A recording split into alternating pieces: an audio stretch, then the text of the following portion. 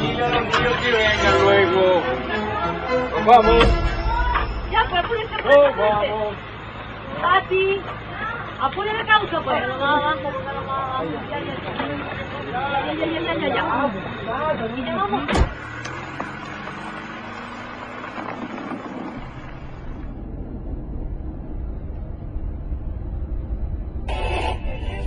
El crecimiento económico de Chile para este año supera todo lo esperado, convirtiendo a Chile en una de las economías más sólidas. Seguimos siendo modelo de progreso para el mundo. ¿Cómo es que llegamos a ser un país tan bacán, Tata, si antes éramos un país tan pobre? Esto comenzó hace muchos años, cuando ustedes no habían nacido.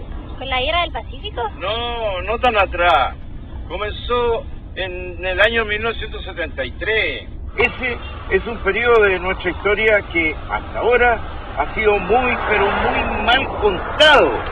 ¿Y tú te la sabes o no, Tata? Claro que sí, pues yo me la viví en cuerpo y alma, mejor. Entonces cuéntala, pues, Tata. Cuéntala, Bueno, ya. Mira, todo empezó en esos tiempos, en que el mundo estaba, fíjate, dividido entre capitalismo y comunismo. ¿Y qué es el capitalismo, Tata?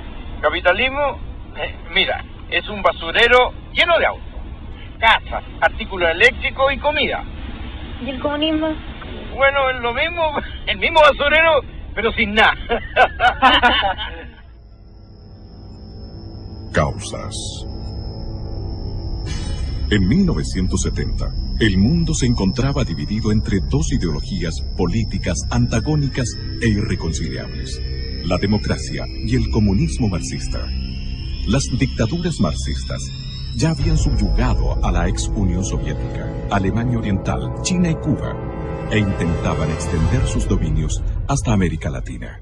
Ese año, el comunismo marxista vio la oportunidad de tomarse Chile fácilmente, accediendo al poder por la vía democrática del voto ciudadano, de la mano del líder de la Unidad Popular, el socialista Salvador Allende Gossen.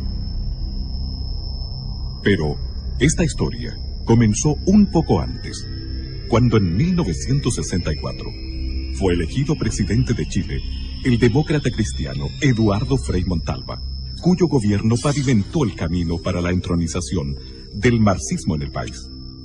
Al siguiente año, en la Universidad de Concepción, nacía el movimiento terrorista MIR. Las huestes comunistas, después que fueran proscritas y desarticuladas por el presidente Gabriel González Videla, habían logrado nuevamente reorganizarse. Mi teoría era muy clara y muy sencilla, y creo que es la única manera de defender la democracia en el mundo. Y es que la libertad que da la democracia no puede servir para ser destruida. Y usted, al darle cabida a un comunista y otorgarle los derechos y las libertades que tiene un demócrata, sencillamente usted lo que está es sentenciando a muerte a la democracia, como lo ha demostrado el Partido Comunista en todo el mundo. Como en 1970, el candidato de la Unidad Popular, Salvador Allende Gossen, en su cuarta postulación a la presidencia de la República, no alcanzó la mayoría absoluta de votos que necesitaba para ser elegido. Y por el sistema político de la época, o la institucional de la época, fue ratificado por el Congreso, quien le puso una serie de condiciones para el famoso Estatuto de Garantías, que por supuesto el presidente Allende después pasó por encima. Entonces se lo dijo a Regis Debray, recordemos. Que no hemos olvidado jamás un principio fundamental del marxismo, la lucha de clases. Nosotros dijimos en la campaña electoral que nuestra lucha era para cambiar el régimen y el sistema, y que íbamos nosotros a conquistar el gobierno, para conquistar el poder, a hacer las transformaciones revolucionarias que Chile necesita. El mismo día que Allende fue ratificado como el nuevo presidente de Chile, cientos de personas abandonaron el país. En su primer mensaje del año 71 al Congreso Nacional, él fue muy explícito porque dijo: si el Congreso no acoge las reformas que nosotros estamos realizando, las reformas revolucionarias, puede desatarse en el país un clima de gran violencia. Estamos vigilantes, sabemos perfectamente bien lo que la historia señala y no nos van a pillar de sorpresa. Además, ese enfrentamiento, antagonismo, tendrá ¿Cómo no va a haber si nosotros partimos del hecho esencial marxista de listo clase? Apenas asumido el mando, Allende reiteró su decisión de instaurar en Chile una economía socialista que contemplaba la expropiación por parte del Estado de todas las actividades vitales para el desarrollo económico y social del país. Ya en el mes de noviembre de 1970, miles de casas habían sido ocupadas por la fuerza y más de 1.000 predios agrícolas corrieron la misma suerte en los meses siguientes. Al cuerpo de carabineros no se le permitía actuar contra los usurpadores. Los propietarios quedaron solos y desamparados frente al abuso y al desalojo del que eran víctimas. En las primeras semanas de su mandato, Allende indultó a un grupo de extremistas, condenados por los tribunales de justicia, por asalto, robo y asesinatos a policías durante el gobierno de Eduardo Frei Montalva. Allende los calificó como jóvenes idealistas. Uno de los indultados, más tarde, en junio de 1971, asesinaría en plena vía pública al ex vicepresidente de la República, el demócrata cristiano Edmundo Pérez Sujovic. El tipo se bajó con una ametralladora ya a punto de disparar, se puso al lado de papá y le disparó a escasos centímetros. A lo anterior, se agregó una errónea decisión económica. Allende incrementó bruscamente el gasto público, financiándolo por medio de una descontrolada sobreemisión monetaria del Banco Central, que en ese entonces se produjo una de las peores crisis económicas que tenga recuerdo Chile. Fue una época bastante difícil, porque junto con el directorio de la CIMET muchas veces fuimos al Ministerio del Interior a reclamar, ¿no es cierto?, para que nos dieran fuerza pública. Las tomas no eran solamente de la gente del interior, de la fábrica, normalmente eran tomas hechas por gente del exterior de las empresas. Y ahí se crearon los cordones industriales de Vicuña Maquena, de Cerrillo, con criterios políticos. Pero eso no implica que esas empresas vayan a ser autónomas y vayan a tener independencia para producir. No. Nosotros somos y seremos partidarios de una economía centralizada. Las empresas tendrán que desarrollar los planes de producción que fija el gobierno. Allende promovió la creación de fuerzas paramilitares clandestinas, alentando la vía armada, los saqueos, las tomas de terrenos y predios para llevar a cabo la reforma agraria. Hubo asesinatos en todo el país, estados de emergencia, cadenas obligatorias de información, culminando con la internación de armas clandestinas que provocó una total inseguridad ciudadana. Muchas veces él en distintos discursos, porque era un hombre que tenía mucha facilidad de palabra, hablaba en distintas ocasiones, iba a poblaciones, ahí manifestaba en largas peroratas manifestaba sus puntos de vista con mucha elocuencia. Dijo frases tales como si hay una revolución reaccionaria, armas tendrá el pueblo. Corrían tiempos complejos, difíciles de imaginar para las nuevas generaciones de chilenos. La ciudadanía debió soportar innumerables atropellos, privaciones y temores. Ningún propietario de tierras, empresa o comercio podía trabajar con la seguridad de que su propiedad no fuera expropiada por cualquier razón. Fui con mis 4 hijos, con mi guagua en los brazos y mis hijos al lado mío y les dije, así que ustedes me tienen amenazada de muerte, aquí están mis hijos y aquí estoy yo. Mátenme cuando ustedes quieran. Yo sufrí mucho ahí. El clima de enfrentamientos que vivía Chile llegó a su punto de ebullición el miércoles 1 de diciembre de 1971, coincidiendo con la visita de Fidel Castro. Chile se da a conocer en el mundo por la acción de sus mujeres. Ellas se levantaron contra el gobierno porque el gobierno las presionaba a no tenerle alimentos para sus hijos. Donde habían colas me ponía para lo que fuera. No teníamos pasta de dientes, no había jabón, no había con qué hacerse aseo, no había con qué lavar, no había nada.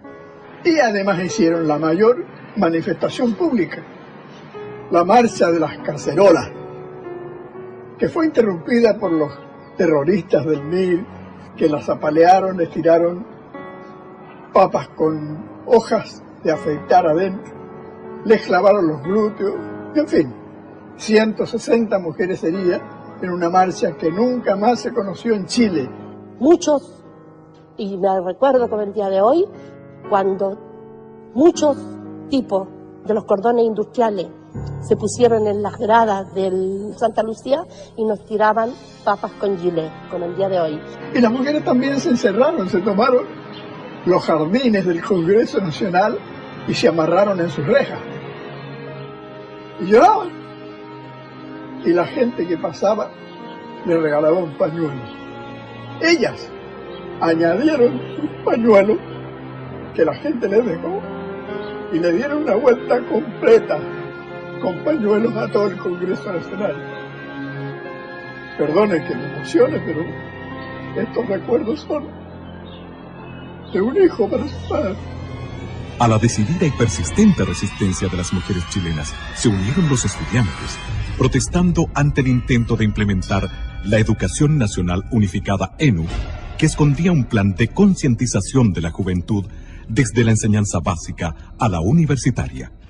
Miles de estudiantes salieron a las calles a defender sus derechos y fueron apaleados por grupos extremistas con el beneplácito del ministro de Educación de la época, el radical Aníbal Palma. La crisis alcanzó muy pronto a los medios de comunicación. Perseguían a nuestros medios. Hubo una clausura de radios que duró 60 días. Las radios en Chile fueron en ese tiempo determinantes para informar a la población de lo que significaba caer en el comunismo. En marzo de 1972, una nueva y grave ilegalidad estremeció al país. Desde un avión de la línea aérea cubana de aviación, fueron desembarcadas en el aeropuerto de Pudahuel una serie de misteriosas cajas. Estas ingresaron al país vulnerando el procedimiento de control del Servicio Nacional de Aduanas, por orden expresa del entonces director de investigaciones y del propio ministro del Interior, Hernán del Canto.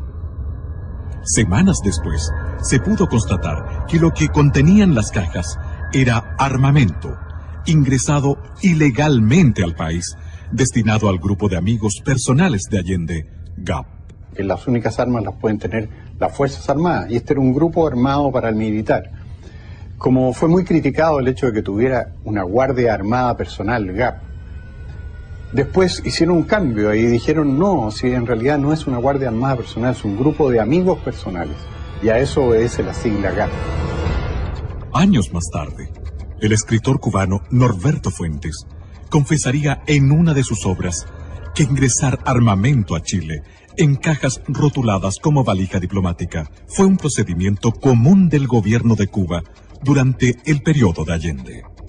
En junio de 1972, otra situación tensional sacudió al país al negarse el presidente Allende a promulgar completa la reforma constitucional aprobada por el Congreso, que volvía inexpropiables los predios inferiores a 40 hectáreas. Hay una ley. Esa ley indiscutiblemente nos va a llevar a nosotros a expropiar todas las haciendas, todos los fondos que supere el mínimo establecido por la ley. Y esto produjo un verdadero caos y desastre en la producción agrícola. Tanto es así de que las autoridades reconocieron en su tiempo de que la producción agrícola equivalente al año 1935. Si no hubieran quitado el fondo era como quitarme la vida.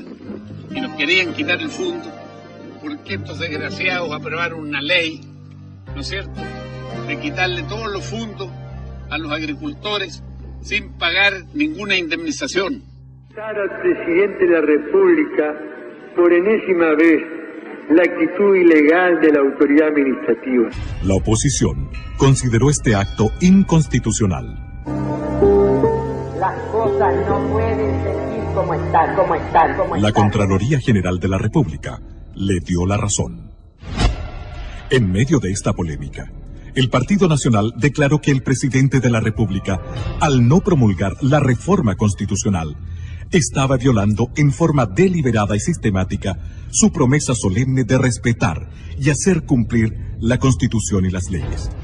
¿Se imaginan ustedes cómo fue esto? en esos momentos en que había una efervescencia nacional, estuvimos a punto de una revolución. En el mes de octubre de 1972, en medio de una inflación galopante que superaba el 260% anual y ante la posibilidad de ser estatizados o ir a la quiebra, la agrupación de dueños de camiones inició un paro nacional. Querían seguir trabajando, había una persecución tremenda, si tú no eres comunista o socialista, preso, ¿ya?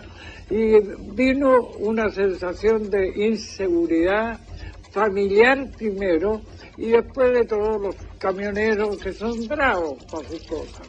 Comenzó a fallar la benzina, no le entregaban combustible a los camioneros, que éramos de una línea, ¿ya? Entonces él formó el Mopare, que era una asociación de dueños de camiones, pero del lado contrario, ¿ya? El Mopare recibía todo, neumáticos, camiones, combustible, y a nosotros nos comenzaron a encerrarnos. Preocupado por la magnitud y los efectos de la protesta liderada por los camioneros, llamó a miembros de las Fuerzas Armadas a integrarse al gabinete, como una forma engañosa de establecer una solución y restaurar el orden. Me nombraron a mí como secretario general de ese entonces para tomar contacto con los interventores que eran de las Fuerzas Armadas, y en ese momento sonó el teléfono del Ministerio de Obras Públicas, donde estábamos, que queda frente a la Bolera. Era el presidente de la República que habló con el ministro Meolín Yaté y le preguntó: ¿sabe usted dónde podemos encontrar a Jorge Álvarez? Dígale a Jorge Álvarez, porque así hablaba, que venga inmediatamente aquí a La Moneda. Entonces me dice: mire Álvarez, me dijo, soy un convencido que cada hombre tiene su precio. Decirme a mí esa weá. Y por lo tanto yo le voy a hacer un ofrecimiento a usted, con tal que me pare el paro. Que los camiones salgan mañana a trabajar. Y yo le hago depositar a usted en Nueva York, en una cuenta ultra secreta, $1 millón. Yo lo llevo mirando un rato. Si no está de acuerdo, 2 millones, me dice. A los camioneros se agregaron luego todos los sectores productivos, paralizando por completo al país. Era obvio que íbamos por un muy mal camino, íbamos en dirección a una confrontación dentro de los chilenos, una guerra civil. Para el presidente Allende, esta crisis fue el verdadero anuncio de que la revolución marxista se le escapaba de las manos. En medio de la anarquía reinante, surgieron los comandos de extrema derecha como respuesta al desenfreno con que actuaban la Guardia de Amigos Personales de Allende GAP y las brigadas marxistas. Los enfrentamientos entre grupos antagónicos se sucedían sin previo aviso en los campos, en las carreteras y hasta en el centro de Santiago y otras ciudades. A fines del año 1972, la crisis económica y alimentaria en Chile se hizo insostenible. El gobierno de la Unidad Popular comenzó a preparar a la población para un plan de racionamiento de alimentos, combustibles y energía. La ola estaba creciendo y el desenlace, fuera cual fuere, tenía mal pronóstico. Las Fuerzas Armadas estaban inquietas ante el caos absolutamente visible y palpable, pero se mantenían observantes, fieles a la Constitución, sin intervenir pese al clamor popular que les imponía abruptamente hacer algo. La manera más gráfica y clara de saber lo que ocurría al interior de ellas se devela en alguno de los párrafos de un extenso memorándum confidencial del ejército emitido en 1973 que decía: se ha perdido el respeto por la vida humana, se mata sin temor ni escrúpulo. La propiedad privada tampoco es respetada. El gobierno no da sintonías de desear poner un fin drástico al extremismo en todas sus organizaciones. Las Fuerzas Armadas se sienten íntimamente engañadas y frustradas al constatar que grupos extremistas adversos que no vacilan en atacarlas y socavarlas actúan con el beneplácito de miembros del partido de gobierno. Se ha pasado a una nueva etapa de enfrentamiento en el que las Fuerzas Armadas han sido agredidas y penetradas. Se estima que la guerra no convencional ya ha comenzado. El 21 de mayo de 1973, al hablar en el Estadio Nacional ante sus enfervorizados seguidores, Allende afirmaba que, utilizando primero la ley, haré uso luego de la violencia revolucionaria si fuera necesario. Carlos Altamirano, que era probablemente el más exaltado de los elementos del gobierno de la Unidad Popular, le confesó a la periodista Patricia Pollicer en un libro que se llama Altamirano, cómo era la distribución de los elementos armados que tenía cada partido de la Unidad Popular. Y de esa cuenta uno saca la conclusión de que ellos tenían unos 10.000 hombres en armas. Yo me acuerdo que me regalaron, como recuerdo, una boina de un capitán de ejército cubano que había estado combatiendo contra nuestras fuerzas y había obviamente perdido la vida. Este ejército ilegal que se estaba preparando para un golpe que iba a permitir que la Unidad Popular se hiciera de la totalidad del poder. ¿Dónde estaban esos políticos cuya responsabilidad primordial, si no única, es la de velar por la paz, por la seguridad y por el progreso de la comunidad que los eligió?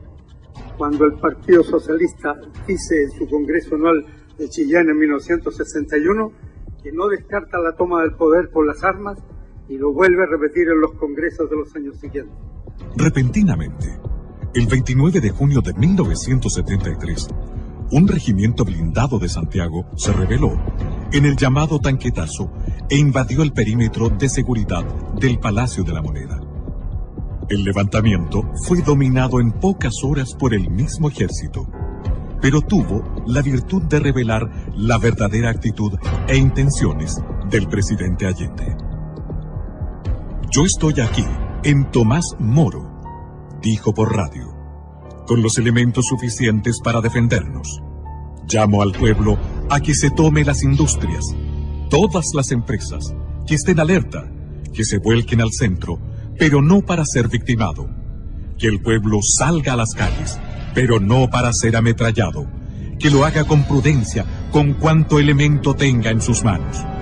Si llegó la hora, armas tendrá el pueblo.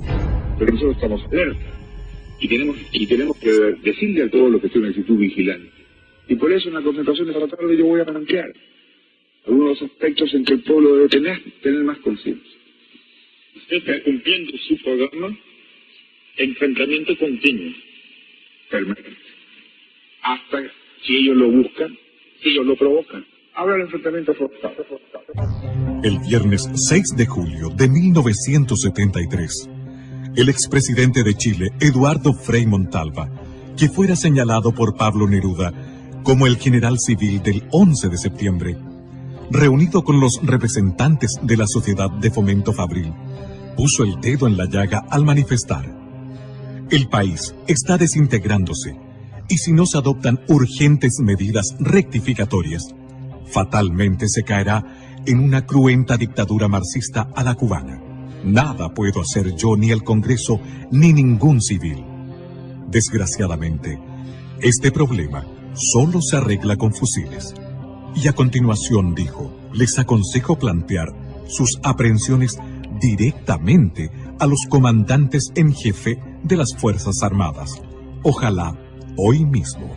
El 22 de agosto de 1973, la Cámara de Diputados del Congreso Nacional aprobó e hizo público el acuerdo que expresaba la desaprobación del ente legislativo ante las circunstancias y evidencias de lo que estaba ocurriendo en Chile, afirmando en alguno de sus párrafos que el gobierno no ha incurrido en violaciones aisladas de la Constitución y de la ley, sino que ha hecho de ello un sistema permanente de conducta, atropellando sistemáticamente las atribuciones de los demás poderes del Estado, violando reiteradamente las garantías que la Constitución asegura a todos los habitantes de la República y permitido y amparado la creación de poderes paralelos ilegítimos que constituyen gravísimo peligro para la nación. Un día después de la declaración de la Cámara de Diputados, el 23 de agosto de 1973, tras un confuso incidente que evidenció la pérdida de liderazgo del general Carlos Prats al interior del ejército, el gobierno de Allende procedió a entregar el mando total del ejército al general de división Augusto Pinochet Ugarte, previa dimisión voluntaria de su antecesor, el general Prats.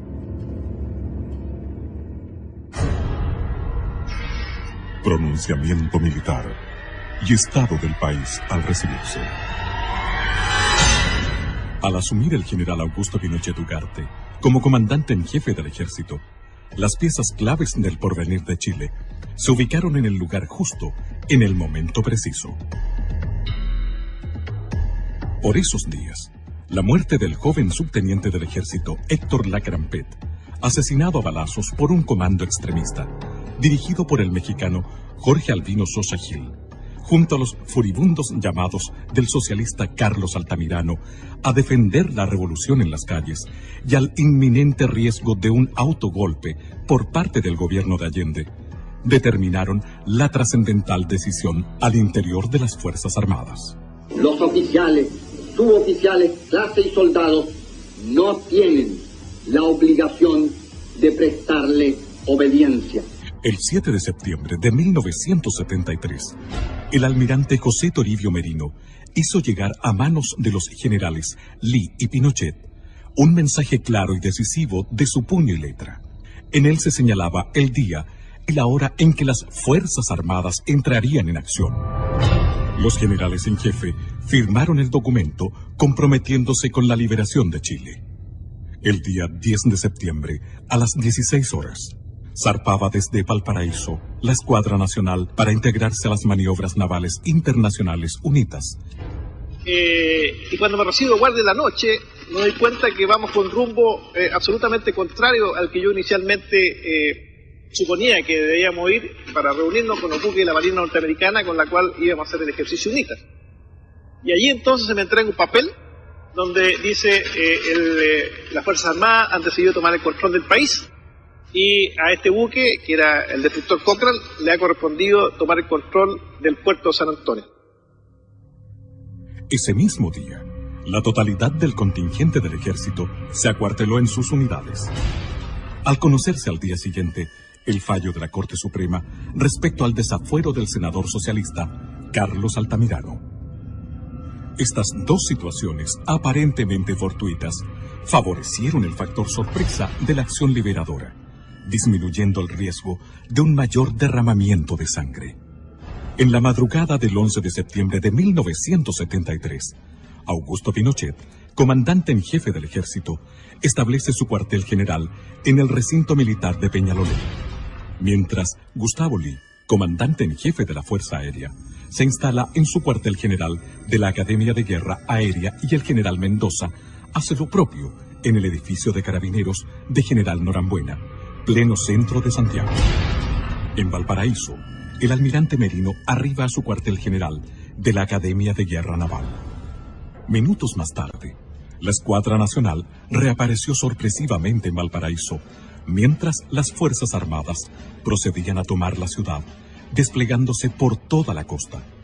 En Santiago, el ejército hacía lo propio, acercándose a la Moneda.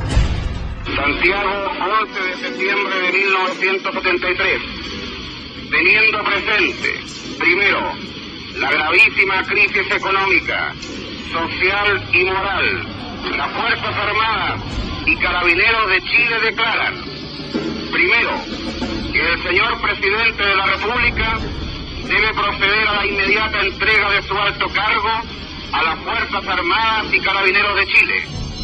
La proclama de la Junta de Comandantes en Jefe de las Fuerzas Armadas y de Orden remeció a Chile entero.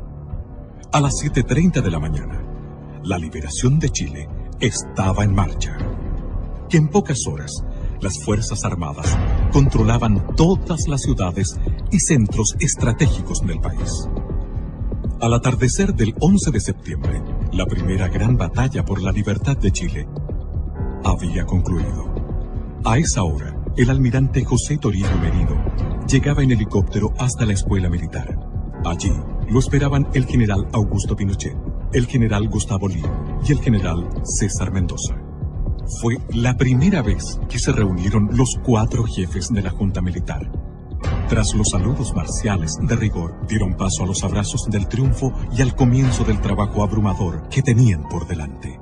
Semanas después del pronunciamiento militar, Patricio Elwin, uno de los principales líderes de la democracia cristiana, validó políticamente la acción de las Fuerzas Armadas de Chile al declarar en una entrevista a un corresponsal del News Service de Washington y Bonn. La llamada vía chilena de construcción del socialismo, que empujó y enarboló como bandera a la unidad popular y exhibió mucho en el extranjero, estaba rotundamente fracasada. Y eso lo sabían los militantes de la Unidad Popular y lo sabía Allende. Y por eso ellos se aprestaban, a través de la organización de milicias armadas, muy fuertemente equipadas, que constituían un verdadero ejército paralelo, para dar un autogolpe y asumir por la violencia la totalidad del poder. En estas circunstancias, pensamos que la acción de las Fuerzas Armadas simplemente se anticipó a ese riesgo para salvar al país de caer en una guerra civil o en una tiranía comunista. ¿Para qué queremos un nuevo gobierno?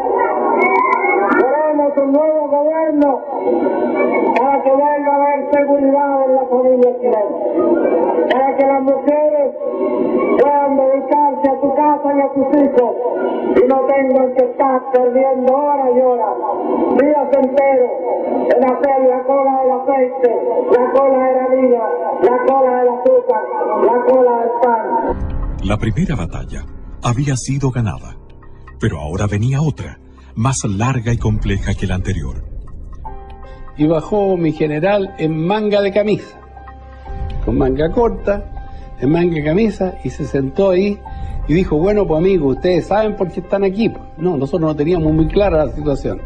Dijo, porque vamos a formar un comité asesor, porque me tienen que ayudar, pues amigos. Recibían un país absolutamente quebrado, desde el punto de vista económico, social, de todo punto de vista, y especialmente esa confrontación que había entre los chilenos era muy profunda.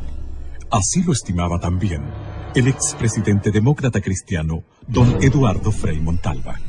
Vengo a este sitio para, junto con todas las iglesias de Chile, orar por la paz y la reconstrucción de nuestra patria. Señor general, juráis, por Dios, por la patria y la justicia, cumplir y hacer cumplir los postulados del acta de constitución de la Junta, con toda la energía que vuestro amor por Chile y con todos los medios a vuestro alcance, cualquiera que sea el sacrificio que ellos os demanden? Sí, lo juro. Sí, lo juro. Sí, juro. Sí, juro. Ese mismo día se comunicó a las representaciones diplomáticas acreditadas en el país que la Junta Militar había asumido el mando supremo de la nación y que se rompía relaciones con Cuba y con Rusia.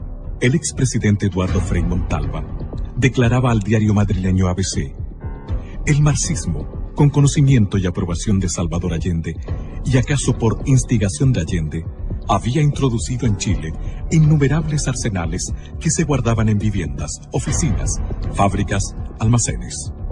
Los militares han salvado a Chile y a todos nosotros.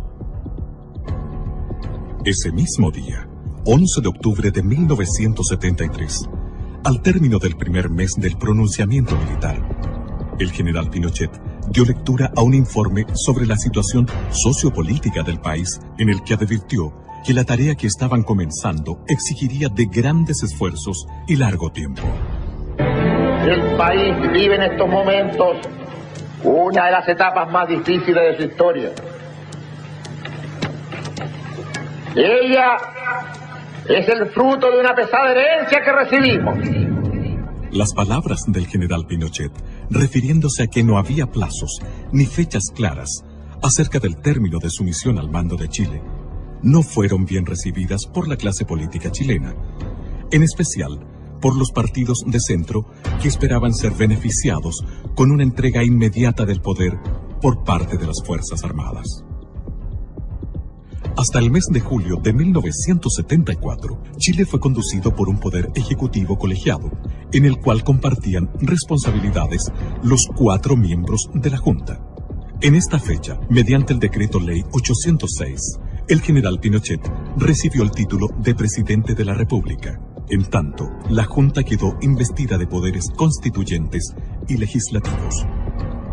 Leyes. El poder legislativo, encabezado por el almirante José Toribio Merino, en 17 años de las Fuerzas Armadas y Carabineros de Chile, tuvo el promedio de aprobar una ley cada 3 días. En 17 años de gobierno de las Fuerzas Armadas y Carabineros, se promulgaron 4.652 leyes. En 21 años de gobiernos políticos, se han promulgado 1.556 leyes.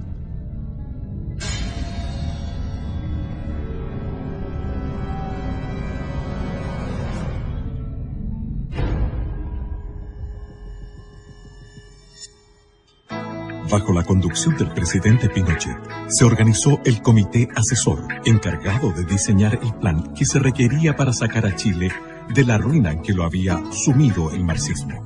Nos pusimos en la tarea con varios personajes como Gastón Acuña, Jaime Guzmán, Rubén Díaz, Neira y otros, a la creación de cosas que el gobierno debía hacer, darle ideas a los militares.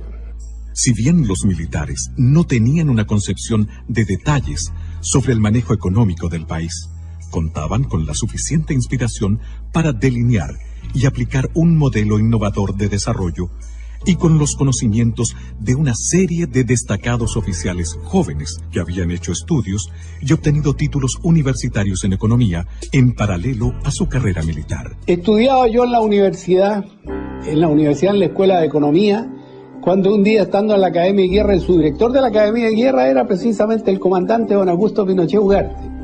Llegué a Santiago y nos constituyó a cargo del general Canesa a 10 oficiales del ejército que habíamos tenido de alguna u otra forma de preparación extrainstitucional para que le ayudáramos en esta asesoría, lo que se llamó el Estado Mayor Presidencial primero, pero que después pasó a llamarse el Comité Asesor. Que después de algunos pocos 2 o 3 años se transformó en el Ministerio Secretaría General de la Presidencia. No teníamos ni dónde almorzar, ¿se acuerdan? Y nos daban un rancho como Carabino. ¿Qué íbamos a alegar? Así nació esta cuestión, de a poquito, de a poquito, de a poquito.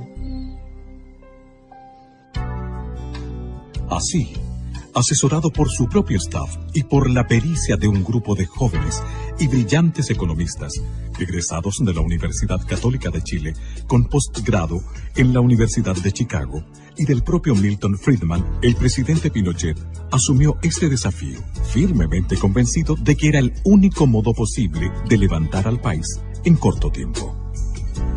El 14 de septiembre de 1973 se integró a este equipo el economista Sergio de Castro, asesor del ministro de Economía Fernando Lenis y uno de los redactores del célebre documento denominado El Ladrillo, que más adelante se convertiría en el líder de los economistas liberales que diseñaron y dieron vida al milagro chileno. los militares ordenaron todo este asunto del país. Estoy escuchando su conversación y sabe que lo más importante es que una vez que los militares ingresaron al gobierno, automáticamente el marxismo se terminó. Y la guerra también. Ojalá hubiese sido así, porque a partir del 11 de septiembre del 73 se renovó con mayor fuerza la guerra irregular. Tata, ¿qué es la guerra irregular? ¿No son tan guerras? Mira, son guerras no como las tradicionales, es cuando no se ve el enemigo de cara. Eso es terrorismo, es lo que pasa con las FARC, con los talibanes. Chuta, ¿y eso pasó aquí en Chile, Tata? Sí, y muchas cosas más, porque a partir del 11 de septiembre del 73 vinieron muchos problemas, pero hay muchos que lo niegan. ¿Sabes, Tata? No entiendo nada. No te preocupes, yo te voy a explicar.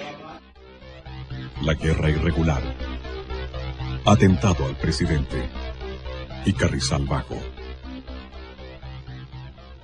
Durante el gobierno de Allende, el senador comunista Volodya Teitelboy comentó públicamente que morirían entre 500.000 a 1.000.000 de chilenos al estallar la guerra civil.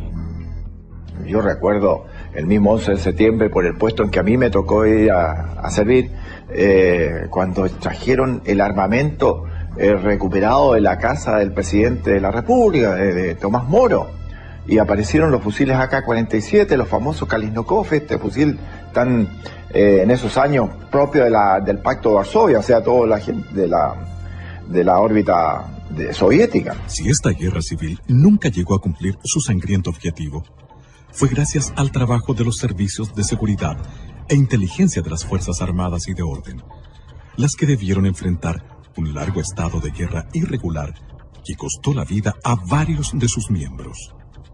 Evidentemente que existía una guerra no regular, una guerra no declarada, pero existía. Nosotros los carabineros sufrimos muchas bajas, nos mataron mucha gente. Todo ese impacto nos llevó a concluir de que habían estas bandas organizadas con mucho poder y hubo que organizar servicios de seguridad que lucharon intensamente contra esa gente y no como se dice actualmente se luchó contra los opositores del gobierno militar, ¿no? Por consecuencia, esto los obligaría a aceptar que el calificativo recurrente de asesinos en realidad se lo merecen quienes armaron a jóvenes inexpertos para enfrentarse al ejército institucional y no los miembros de este, que por obligación profesional debieron reprimir a un ejército irregular. Hoy puedo afirmar que por suerte no obtuvimos la victoria, porque de haber sido así, teniendo en cuenta nuestra formación y el grado de dependencia con Cuba, hubiéramos ahogado el continente en una barbarie generalizada.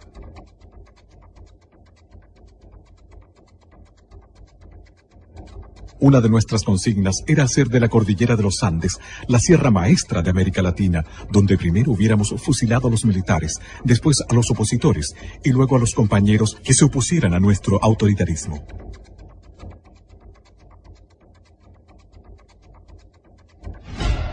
Este estado de guerra irregular solo fue evidente para la ciudadanía a través de algunos hitos que trascendieron hacia la opinión pública, como los secuestros y asesinatos de relevantes personajes del quehacer nacional. El decomiso de los arsenales clandestinos de Carrizal Bajo y el intento de magnicidio contra el presidente de la República. Todo esto se prepara a fines del 83. Ahí comienza a armarse, junto con la creación formal del Manuel Rodríguez, del movimiento Manuel Rodríguez. Esta era una cooperación revolucionaria de Fidel Castro al Partido Comunista. O sea, que el Partido Comunista en el año 86 era sí o sí. El régimen militar tenía que terminar, a como diera lugar. Pese a que la Constitución de 1980 dejaba establecidos los plazos para transferir el poder a quienes el pueblo eligiera en los procesos electorales de 1988 y 1989, como efectivamente sucedió, el 14 de diciembre de 1983 surgió la organización autodenominada Frente Patriótico Manuel Rodríguez. ¿Estas armas de dónde venían? Estas armas eran armamento del ejército de Estados Unidos abandonado en Vietnam. Y eso pudo determinarlo un peritaje del FBI. Estas armas fueron llevadas a Cuba, fueron entregadas a Cuba. Y Cuba lo reconoce en más de alguna publicación que se han hecho. En barcos pesqueros de alta mar, los trajeron a las costas chilenas. Sabemos aproximadamente por la cabida que tenían las dos goletas, que ingresaron alrededor de 70 a 80 toneladas y se lograron pesquisar entre 55 a 60 toneladas. El resto o está en la zona o está repartido. Por lo que se ha escuchado, dice que esas armas están en algún lugar y bien guardadas y bien mantenidas. Esta fue una larga investigación, hubo más de 60 a 70 procesados, detenidos, fueron condenados, y los más importantes de estos se fugaron en una gran fuga de febrero o enero del año 90. Y los otros están amnistiados, indultados, desde luego ninguno en Chile. Ahora, ¿qué iban a hacer con 4.000, 5.000 M16? ¿Tenían 4.000, 5.000 combatientes? Había mucho combatiente preparado. Mucho combatiente preparado en Cuba, en Angola, en Nicaragua. Habían oficiales que sí prepararon esto. El propio atentado al general Pinochet no le quepa la menor duda que fue preparado por oficiales de Estado Mayor cubanos. El cohete Low para un tanque. El cohete Low genera de 2.000 a 3.000 grados Celsius. Era para que no hubiese salido nadie vivo. ¿Por qué? Porque la carretera era de 2 pistas, una ida y una de vuelta. Cerraron una pista con un vehículo, con una casa rodante. Al otro lado había una quebrada de 200 metros. Había un pequeño murallón de 20 metros al otro lado. Y por el camino hacia el oriente lo cerraron con una camioneta Loop con 6 hombres, con Low y con M16. Eran alrededor de 21 o 22 hombres. A uno de los vehículos adelantados los carbonizan con un Low. Los matan a los 4 que han convertido en carbón. Y General Pinochet iba en un Mercedes-Benz. Iban 2. Ellos no sabían en cuál de los 2 iba, pero eran autos blindados. Y les dispararon por todos lados, le tiraban granadas, los autos saltaban. Por la reconstrucción de escena estaba clarísimo. Pero los autos resistieron absolutamente. Y cuando llega el momento en que uno le dispara un Low, esos que paran un tanque, ahí yo creo absolutamente en los milagros, pero en este caso es un milagro científico, que el Low, para prepararse, entonces para explosar, requiere de un mínimo de distancia, requiere a lo menos 25 a 30 metros para prepararse, porque si no, muere el tirador. Bueno, aquí este hombre se acercó para asegurar el blanco y disparó a 10 metros. Y el Low no estalló. Este vil atentado costó la vida a 5 integrantes de la escolta presidencial y dejó inválidos a otros 12. Sin embargo, una vez más, la divina providencia, junto al coraje y la rápida reacción de los escoltas, no permitieron que se concretara el magnicidio, y el presidente Augusto Pinochet y su nieto de 11 años, Rodrigo García, que le acompañaba en esa oportunidad, resultaron ilesos. Que al último momento, yo no sé por qué le grité todavía por un vidrio, por una ventana: sube al niño en el auto tuyo. No iba a ir, el niño iba a ir con el médico. Y yo no sé, porque si no, Augusto se habría bajado. Si no va con el niño, se baja y lo matan, por supuesto. Pero Rodrigo tenía mucha pena porque había visto morir a los escoltas. Él al principio lo veía como que fuera una cosa irreal, como de televisión. Así lo veía él al principio. Después se dio cuenta que era real. Y le dije: mira, hijo, tienes 2 opciones. O esto te amarga la vida, o simplemente lo tomas como una prueba que Dios te da y maduras y lo tomas positivamente o negativo. Es tu elección. Al hacerse público este cruel atentado en contra del primer mandatario de la República, la ciudad de Santiago se volcó a las calles en una marcha que congregó sobre 700.000 personas que desfilaron durante 8 horas frente a su presidente. Destacando las escarapelas del partido Avanzada Nacional, bastión nacionalista que llegó a tener 122.000 militantes.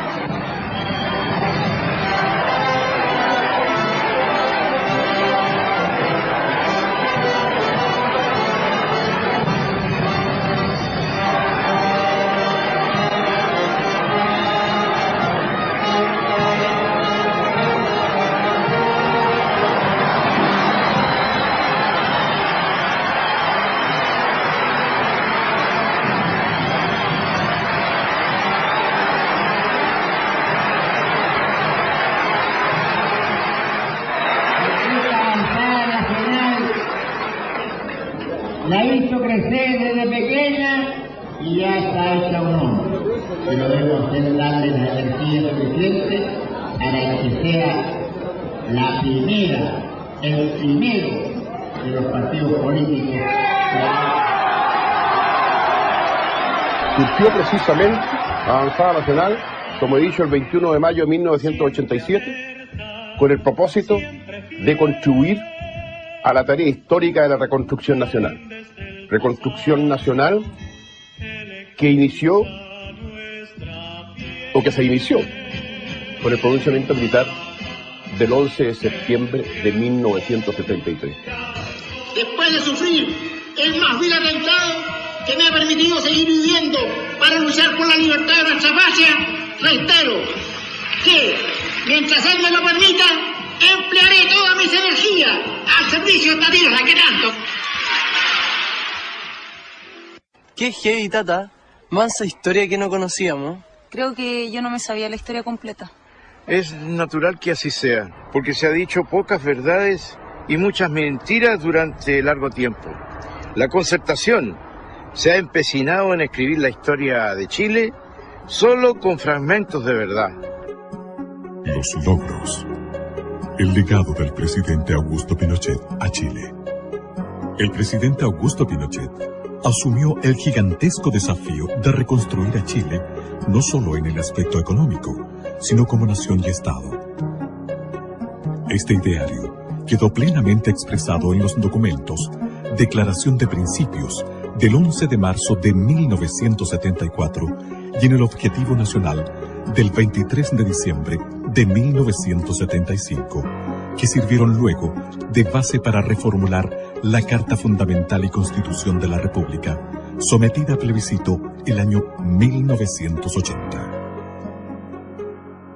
Por razones obvias, el mayor esfuerzo inicial fue puesto en la recuperación económica. Y si hay un logro indesmentible, aceptado tanto por adherentes y adversarios del gobierno de las Fuerzas Armadas y de Orden, es que este recibió un Chile en ruinas y entregó un país en orden y progreso. Cuando en el resto del mundo, en prácticamente todo el mundo, existía una política muy estatista, muy socialista, en que era absolutamente distinta de esta economía. En el mismo Chile, la economía estaba absolutamente fijada y manejada, estaban fijadas las tasas de interés, estaban fijados 3.500 precios, sencillamente estaba desconocida prácticamente la propiedad privada. En 1975, para sacar al país de la ruina financiera en que lo había sumido Allende, el gobierno se vio en la necesidad de implementar un tratamiento económico de choque. Tras unos primeros años de dificultades, el método aplicado comenzó a afianzarse y el país inició una rápida recuperación económica. El sorprendente progreso y prosperidad de Chile motivó a que el mundo comenzara a hablar muy pronto del milagro chileno. Años más tarde, en 1985, en medio de la primera gran crisis que estremeció conjuntamente a todas las economías del planeta, el gobierno llamó a integrar el gabinete a Hernán Vigil. Tras conocer su propuesta para superar el aciago momento, el presidente Pinochet lo nombró ministro de Hacienda. Bajo su gestión, se retornó a los principios liberales implementados con éxito por los Chicago Boys. Se controló la crisis y se inició el notable crecimiento económico que llevó a Chile a duplicar su PGB en los siguientes 10 años. En Chile y en el mundo se habló entonces del segundo milagro chileno. Posteriormente, entre los años 1985 y 1990, y dado su exitoso resultado, el sistema financiero aplicado en Chile fue adoptado por los gobiernos de Estados Unidos e Inglaterra y, paradójicamente, tras la caída del comunismo, por la mayoría de los gobiernos socialdemócratas. Que los logros del gobierno militar son muy grandes, que se han tratado de minimizar por el mundo político hoy día, pero hay que visualizarlo en todo su contexto. Fíjese que él nunca hacía mención de las cosas que había hecho. No se vanagloriaba de nada. Siempre pensaba que tenía que completar otras metas, que no todo estaba terminado. Yo creo que el tema de las obras de mi papá, no creo que nadie debe mencionar nada, es simplemente la historia. Hoy Chile es lo que es gracias a él. Justamente en la parte educacional, que hoy está tan de moda, era uno de los puntos que él siempre quiso completar. Consciente de la urgente necesidad de dotar a Chile de un sistema descentralizador que potenciara los recursos humanos, materiales y productivos de cada lugar geográfico del país, el gobierno dictó uno de los decretos más significativos para el desarrollo de Chile, el Decreto Ley número 575, que instauró la visionaria división política y administrativa del país, conocida como la regionalización. Y todos integrados a hacer lo que estamos haciendo. Que todos tenemos un objetivo, que es levantar a la nación. No se trata de levantar una parte, se trata de levantar todo el país. Me dijo, yo quiero, así con la voz que tenía, yo quiero un organismo de colaboración al más alto nivel y en todas las direcciones. ¿Está claro? Sí, mi general. Bien, a trabajar. Esta nueva división política y administrativa de Chile fue un paso gigantesco en pos de la integración del país, que hasta la fecha aparecía extremadamente dependiente del gobierno central. Tras la regionalización, con notable visión geopolítica, el presidente Pinochet hizo realidad la construcción de la carretera austral, la ruta más hermosa de nuestro país, integrando a Chile, el extremo sur y a sus habitantes. Era el país a un porcentaje importante, el país que estaba totalmente aislado. Y el regimiento Arauca nos inició el camino, la carretera austral, desde el lago Yelcho hacia el sur. El presidente de la República dispuso que se iniciara el camino desde Chaitén al sur, y es así como el año 82 se inauguró el tramo de Chaitén a Coyhaique, 420 kilómetros. Y además de esos 420 kilómetros, se hicieron 7 caminos transversales. ¿Ante cuánto teníamos que sacrificarlo para salir a hacer nuestro trámite? En barco hasta 20 días o más. Y por ahí se echaban a perder los barcos o el temporal, el viento, no podían traficar. Ahí tenía que uno estar sin poder avanzar.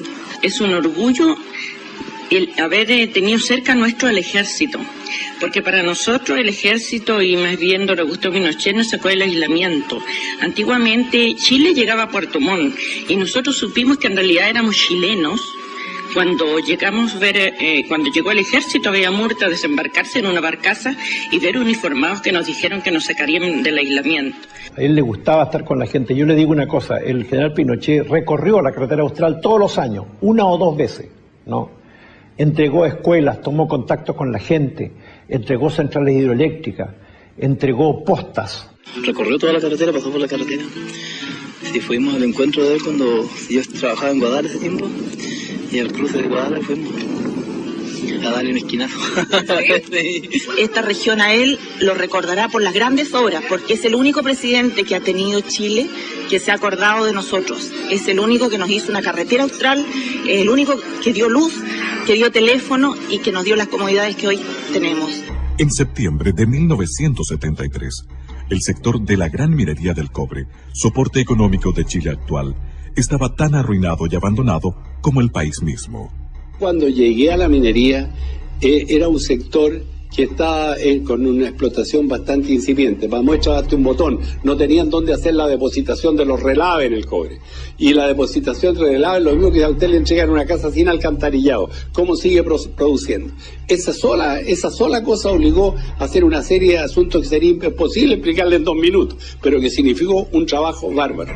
Durante el gobierno de don Eduardo Frei Montalva, se decidió que las compañías estadounidenses debían entregar al Estado el 51% del negocio, conservando ellas el 49% y también su administración, ya que en Chile no había conocimientos ni especialistas para administrar exitosamente este sector. En 1971, el gobierno de Allende expropió y nacionalizó la totalidad de las empresas mineras administradas por empresas extranjeras, acción que contó con el respaldo unánime del Congreso Pleno. La producción en cero, porque la producción, como había sido no una expropiación, sino que había sido una apropiación del capital norteamericano, los norteamericanos reaccionaron con la justicia y nos embargaron todas las cargas de cobre. Entonces lo que usted salía para afuera quedaba embargado en los puertos que llegaba. Por lo tanto, la entrada era cero. El presidente Pinochet concibió a las empresas que conformaban la gran minería del cobre como una entidad unitaria regida por una política general global, con objeto de maximizar la eficiencia y aprovechar la economía a escala. Así fue que en 1976, el Decreto Ley 1350 creó Codelco Chile. Para hacerse cargo de esta magna tarea, el presidente nominó al general Orlando Urbina Herrera, a quien sucedió más tarde el coronel Daniel Gastón Fres como presidente ejecutivo. A fines de los años 70, Chile comenzó a despegar. La economía y el sector productivo daban claras señales de crecimiento y reactivación. En ese momento, el presidente Pinochet decidió abordar otras importantes reestructuraciones que Chile necesitaba para consolidarse como una gran nación. Llevó a cabo la modernización de la justicia a través de la reconstrucción del Poder Judicial y la modernización de la Tesorería General de la República, del Servicio Nacional de Aduanas y de la Casa de Moneda de Chile. Con el fin de dar normalidad a la economía nacional, se creó la Superintendencia de Bancos e Instituciones Financieras y la Superintendencia de Valores y Seguros. Lo principal o lo definitivo fue el aceptar e introducir, mejor dicho, la política de mercado, la llamada en ese momento política social de mercado, como su nombre lo dice. Anticipándose a las tendencias del mundo actual, redujo el tamaño del Estado y modernizó todas sus funciones. Creó o reformuló ministerios y encargó innumerables estudios para orientar certeramente todas las refundaciones. Se dio a conocer el mapa de la extrema pobreza en Chile. Un estudio encargado por el AODEPLAN y al Instituto de Economía de la Universidad Católica, con objeto de conocer la cantidad y distribución de los pobres en el país. Documento que permitió contar por primera vez en la historia de Chile con datos fidedignos para orientar objetivamente el gasto social del Estado. Con su característica visión de futuro, el presidente Pinochet dispuso la creación de la Comisión Nacional de Energía, una repartición de gobierno con facultades ministeriales que en la actualidad ha tomado enorme importancia en cuanto a normar e impulsar el vital desarrollo energético de Chile. Y tomando en consideración que Chile es un país sísmico, dispuso la creación de la Oficina Nacional de Emergencia del Ministerio del Interior, ONEMI. Creó la Academia Nacional de Estudios Políticos y Estratégicos, ANEP, destinada a preparar a los altos mandos de la nación. Impulsó el fortalecimiento de la agricultura.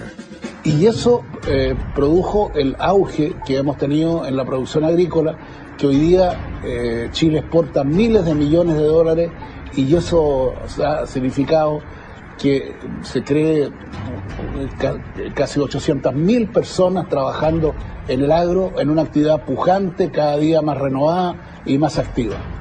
Junto a lo anterior, se introdujeron variados avances tecnológicos, orientados a aumentar el rendimiento por hectáreas cultivadas y mejorar la calidad de los productos, entre otros, el sistema de regadío gota a gota. Se sacó una ley, que es la ley de fomento a obras de riego, en que se incentivaba al privado a invertir en obras de riego. Preocupado por las necesidades de los trabajadores, se puso en vigencia la aplicación de un plan laboral basado en la promulgación de un nuevo Código del Trabajo.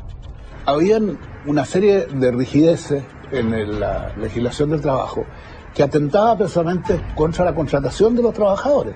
Y la prueba más clara es que un estudio hecho, creo que al final del gobierno de don Eduardo Frei Montalva, indicaba que no se habían creado nuevas fuentes de trabajo a ese nivel. Uno de los beneficios más importantes y trascendentales que tuvo en miras el gobierno de general Pinochet fue terminar con la división de las clases sociales entre los trabajadores obreros y empleados.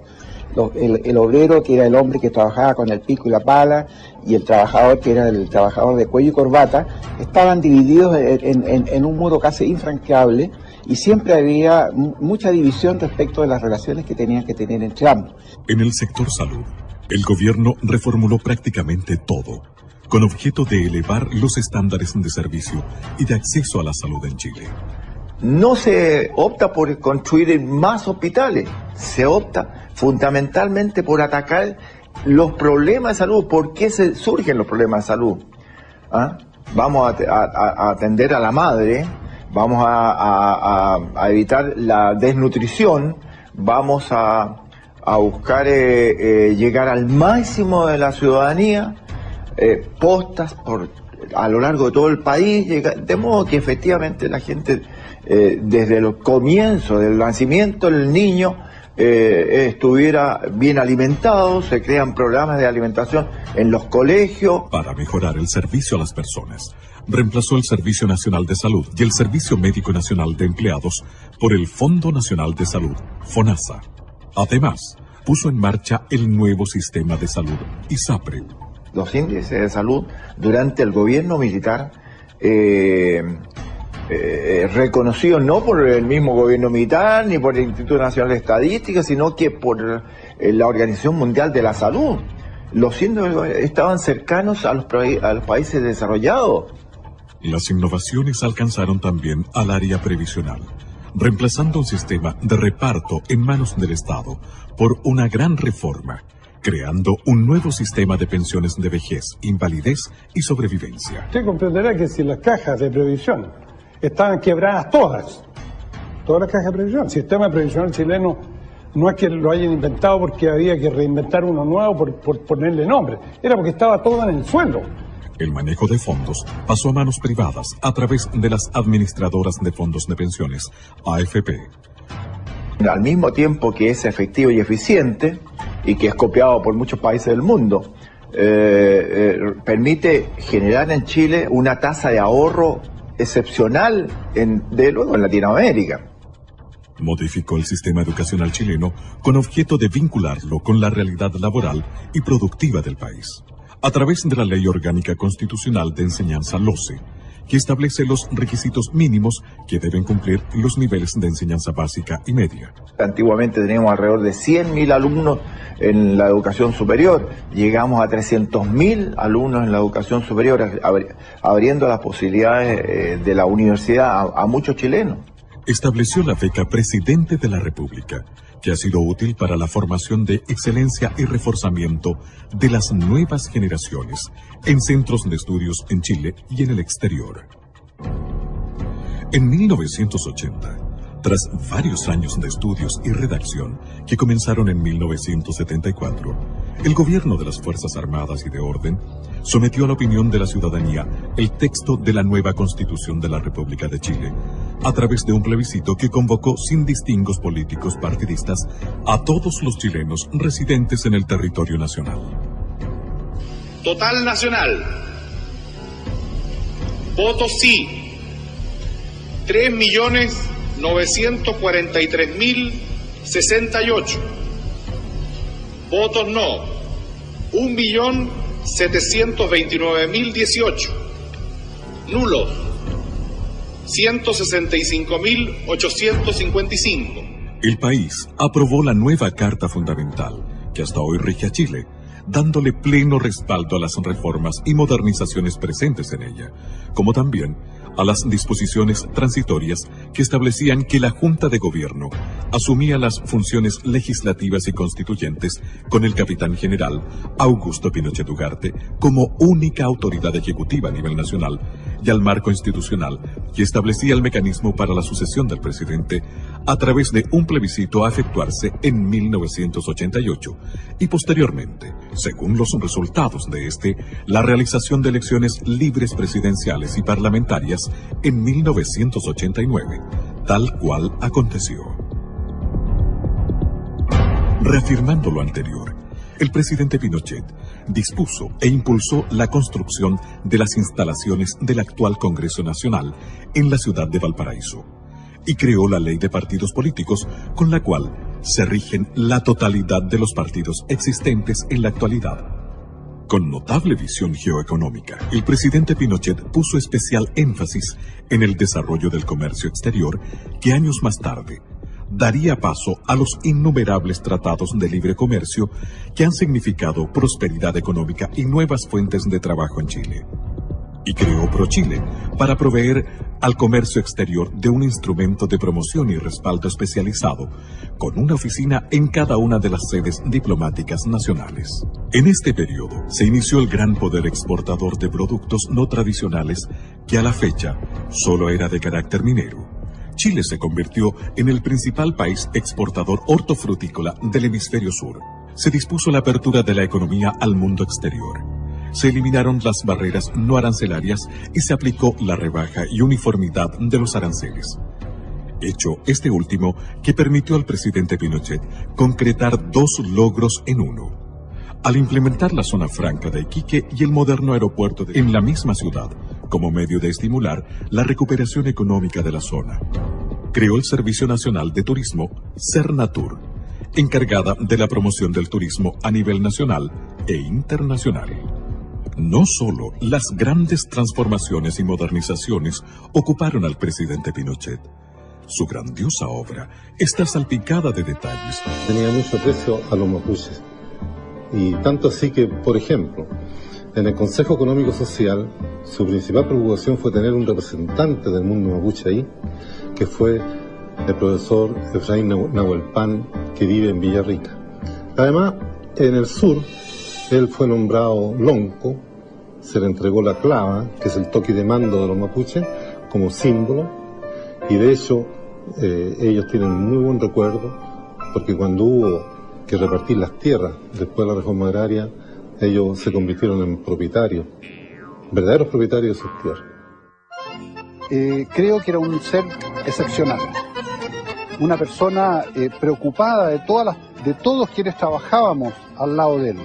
Siempre tenía una palabra de preguntarle cómo se encontraba la familia.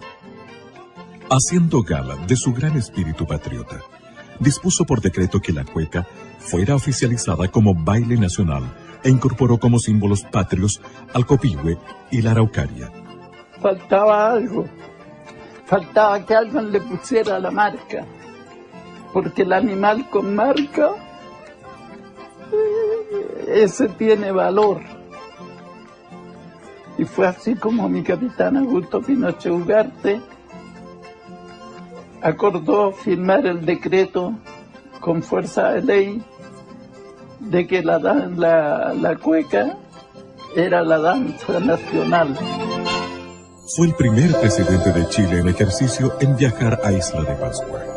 En Rapa Nui había solo 1.200 electores, cifra a la que los políticos no le daban relevancia.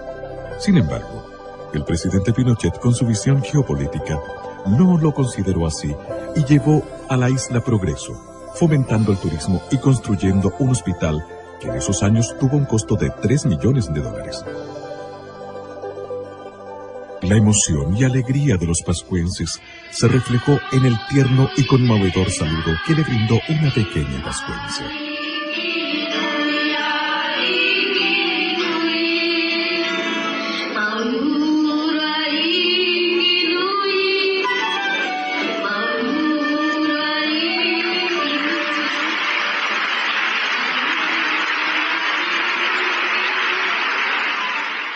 Es dable destacar que durante el gobierno del presidente Pinochet, en Chile se realizó la mayor cantidad de obras públicas y sociales que se haya gestado antes en el país. Se creó e instauró el innovador sistema de subsidios de gobierno anteriormente inexistente, como método para facilitar el acceso de los chilenos a vivienda, salud, educación, pensiones y otros bienes. Se inició la erradicación de las poblaciones marginales, trasladándolas a lugares más saludables y hospitalarios. Se construyeron 550.000 viviendas que beneficiaron a 2.600.000 personas, entregando además 309.000 subsidios habitacionales. Fíjese que cuando asumió el gobierno militar, en agua potable había una cobertura de un 68%, y eso se entregó después de 17 años con una cobertura del 98% de la población chilena que tenía alcantarillado.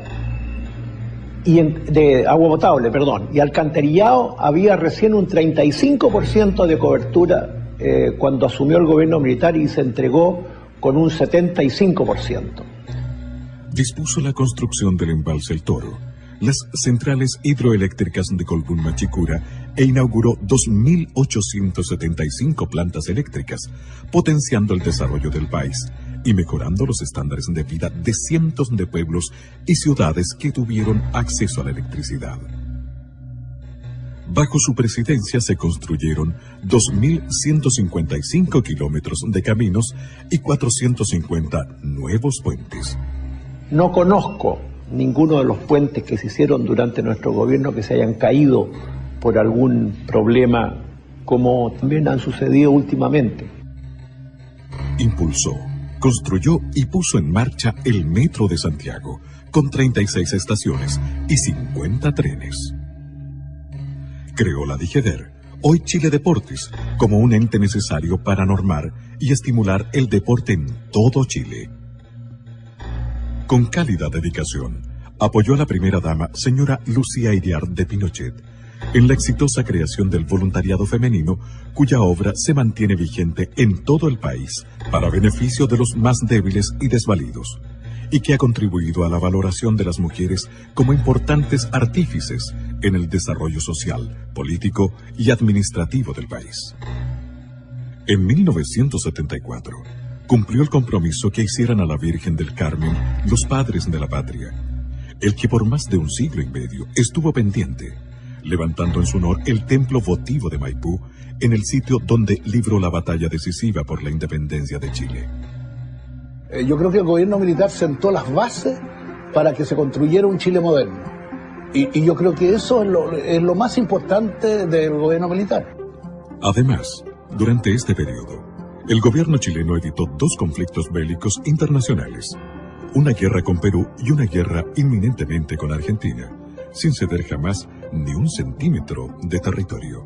Yo conociendo esto, sabiendo que venía un periodo crítico, reuní a las autoridades de Punta Arenas, y ahí me acuerdo bien claro que le dije que la guerra era lamentablemente inminente.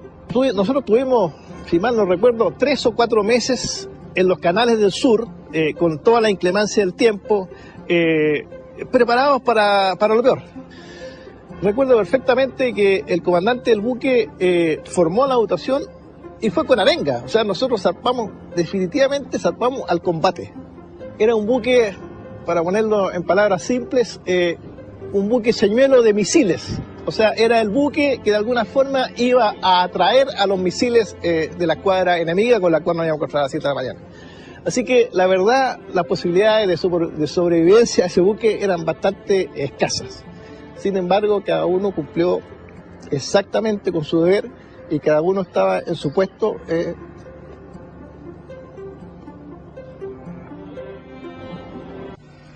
Y muchas veces, señores, tuve que soportar la tensión de ver cómo la República Hermana de Argentina efectuaba ejercicios, acciones de guerra hasta la línea de frontera. Y ahí fue cuando en esa oportunidad le manifesté al señor presidente Videla que mientras hicieran ejercicios hasta la frontera no había problema. Pero ahí se pasaba la línea de frontera. Ahí se pasaba. Recibí esa orden que estaba escrita directamente que a Pinochet. Y decía más o menos lo mismo. Ante posible acción ofensiva de fuerzas argentinas, defenderá su zona jurisdiccional combatiendo hasta el último hombre.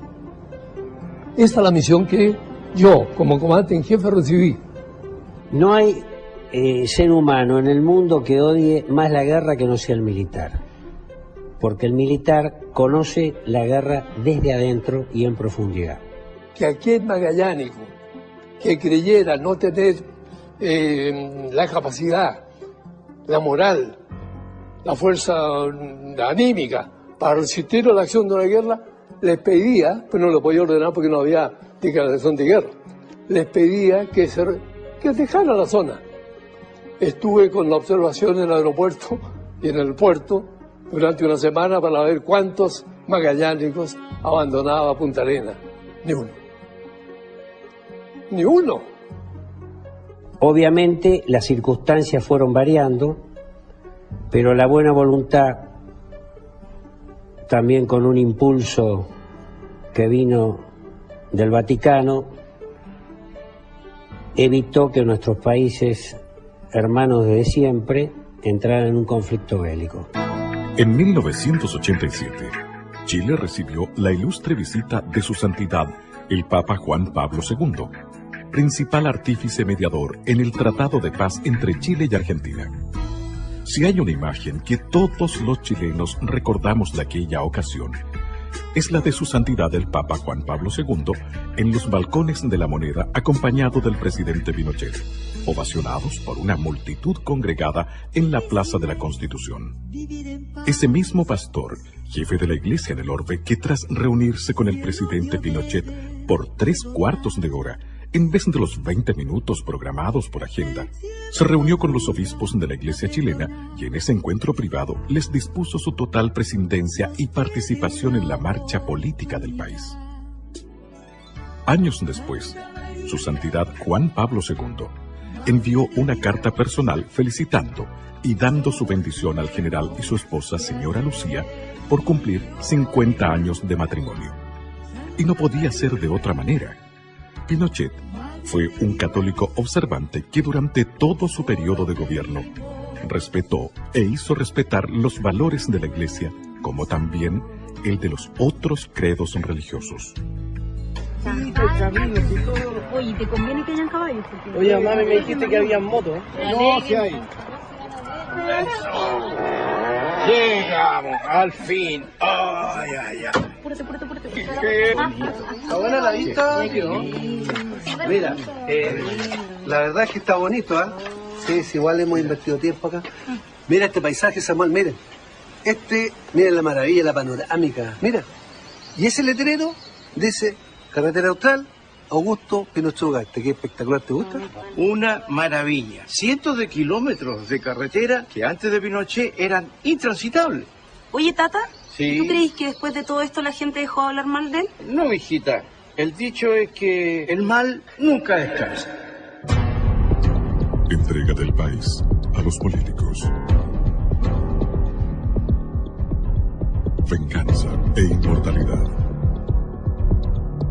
Tal como estaba establecido en la Constitución Política de la República, aprobada por los chilenos en 1980, el gobierno del presidente Pinochet llamó a un plebiscito en 1988 para conocer la voluntad ciudadana respecto a la continuidad del régimen o al traspaso del poder a la clase política.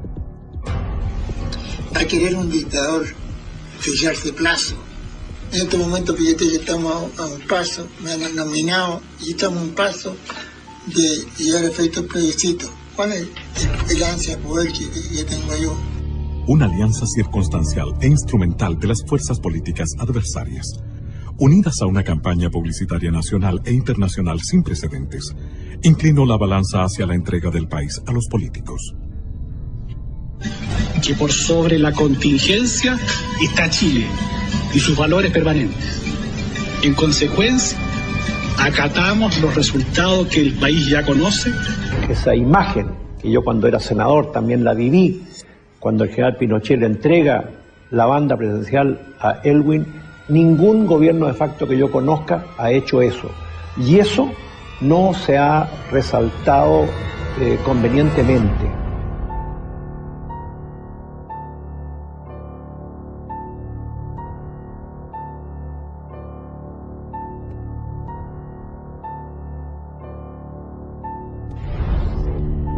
Las instrucciones a los ministros, a los intendentes, fue preparar una entrega modelo. Y así se hizo en cada una de las oficinas públicas, entregar totalmente transparentado lo que era en ese minuto el organismo fiscal. Se entregaba a una nación ordenada, fuerte y sólida, que ostentaba un 5% de cesantía y un 7% de crecimiento económico. Y en estos momentos ingresa ya a la sala de plenarios, con lo cual se da inicio así a la solemne ceremonia en que el presidente de la República dará cuenta de su gestión de gobierno de estos 16 años.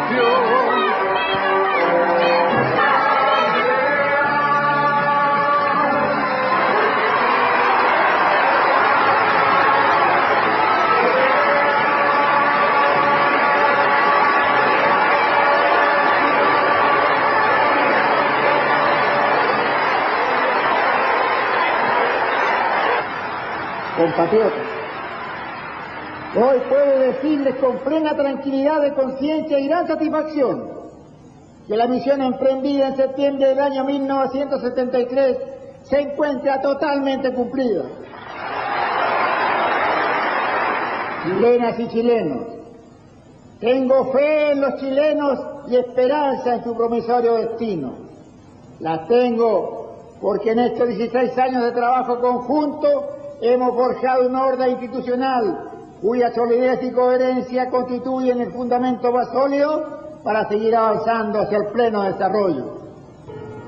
No olvidemos nunca que fuimos capaces de levantar a Chile de las ruinas y que hemos construido un país nuevo, moderno y pujante. En consecuencia, comprometámonos ahora y para siempre a no permitir jamás que nuestro país deje de ser esa patria orgullosa, soberana y libre que tanto amamos. ¡Viva Chile! El poder civil fue asumido por un gobierno de coalición o de concertación de partidos políticos, donde figuró la Democracia Cristiana, el Partido Radical, el Partido por la Democracia y el Partido Socialista. Patricio Elwin, su primer presidente, confirmó la institucionalidad vigente del gobierno militar al realizar solo algunos cambios superficiales, aunque prometió una transición negociada, justa y prudente. A poco andar, creó la Comisión Rettig, so pretexto de primero conocer la verdad antes de establecer la reconciliación. Porque en Chile no somos todos iguales. Aquí la ley, y sobre todo la ley penal, se aplica para un lado y no para el otro. Les quiero recordar, sobre todo a los jóvenes, y les quiero decir, porque es así, que la ley de amnistía, que es una ley vigente en Chile, se aplicó a más de 1.400 personas. Se aplicó, vale decir, 1.400 personas salieron en libertad. Ahí salieron la gran mayoría terroristas, delincuentes, y cuando se trató de aplicar a militares y carabineros, el Poder Judicial negó esta condición y no la aplica. En nuestros días, dirigentes del Partido Comunista Chileno siguen afirmando que no descartan el empleo de la lucha armada. Don Patricio Elwin hizo uso de una facultad constitucional de aplicar un indulto. Y en lo que se refiere al personal militar que se encuentra procesado, que se encuentra condenado, y a alguno que ha muerto en la cárcel, se ha estimado por quienes tienen el poder político de no aplicar esta facultad que es discrecional del presidente de la República o no legislar a este respecto. Olvidando la experiencia del asesinato de Pérez Sujovic, el presidente Elwin indultó a los terroristas que habían estado en este bando. Bajo su mandato, murió asesinado por estos terroristas el senador Jaime Guzmán. 4 años después, otro demócrata cristiano, Eduardo Frei Ruiz Tagle, inició el segundo gobierno de la Concertación. Buenos días, guardia. ¡Buenos días, mi general! Durante su periodo, el general Pinochet asumió como comandante en jefe del ejército, cargo que dejaría más tarde para integrarse al Senado de la República como senador vitalicio. Siendo un senador de la República y encontrándose de viaje por Europa, el general Pinochet fue detenido en Inglaterra e interrogado por sus tribunales. Él acudió allá con el fin de someterse a una operación quirúrgica, que fue muy exitosa. O sea, si no hubiera sido por este episodio desatado por el juez socialista, digo juez socialista porque había sido diputado socialista, Baltasar Garzón, y un íntimo colaborador de Salvador Allende, como fue Joan Garcés, que promovió esta acción, de concierto con Garzón. Entonces, ellos dos urdieron esto y enviaron un oficio al gobierno socialista inglés. Los laboristas gobernaban en Inglaterra en ese momento. Entonces fue una alianza política que en el fondo se tradujo en el secuestro del general Pinochet. El juicio mismo en Londres fue una cosa grotesca, ¿se fija? Porque tanto ustedes se acuerdan que se recusó un juez y se ganó esa recusación. Yo creo que eso fue una vergüenza mundial, un escándalo, realmente un escándalo. Y además en violación de toda la legislación conocida, porque el general Pinochet tenía inmunidad oficial, o sea, él como ex jefe del Estado y además con un pasaporte oficial del gobierno chileno no podía ser detenido. La noticia de su detención provocó gran revuelo mundial. Los medios de comunicación marxistas y socialdemócratas connotaron el hecho como un triunfo de la democracia. Y queremos decirle al juez Garzón que lo entienda muy bien. Chile ha sido, es y será siempre un país libre y un país soberano.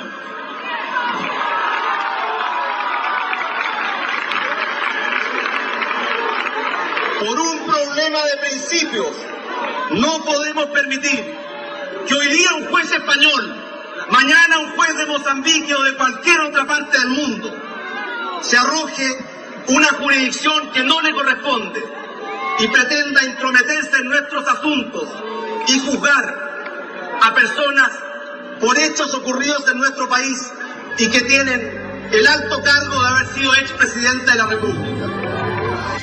Dentro de los sentimientos de apoyo que provocó en nuestro país el secuestro del general Pinochet en Londres, fue el que unió por esos días a las barras bravas del fútbol profesional, la Garra Blanca de Colo-Colo y los de abajo de la Universidad de Chile, los que jugaron un partido amistoso de baby fútbol pidiendo la libertad, y en el acto de conmemoración del 11 de septiembre que se realizó ese año se dieron un fraternal abrazo. Durante su calvario, el matrimonio Pinochet recibió la visita de la primera ministra británica, Margaret Thatcher. Las imágenes de este cálido encuentro se mostraron al mundo entero y mucha gente, en distintas latitudes, comenzó a preguntarse acerca de lo que pasaba verdaderamente en Chile. Después de visitar al general, al día siguiente, como digo, me recibió la señora Margaret Thatcher en su casa. Entonces ella me dijo: así que usted no tiene entrevista con ninguna autoridad de gobierno, ¿no? Le dije: señora, yo no vengo con esa misión ni con esa intención. No, me dijo, yo creo que usted debe tratar de reunirse con alguien, porque es bueno que a lo mejor el gobierno inglés conozca un poquito la visión real de lo que está pasando en Chile. Gestionó una entrevista con una persona que trabajaba en el gabinete del primer ministro.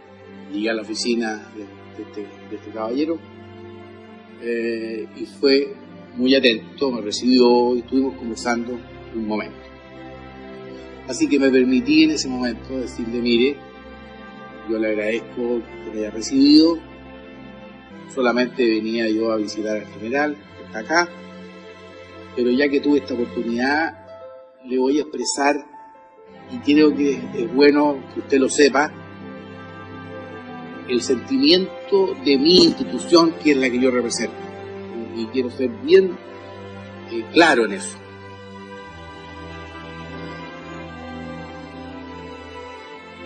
Nuestra institución nunca más va a confiar en Inglaterra. Lo de Londres fue terrible, pero fue algo inesperado, absolutamente, en el primer momento.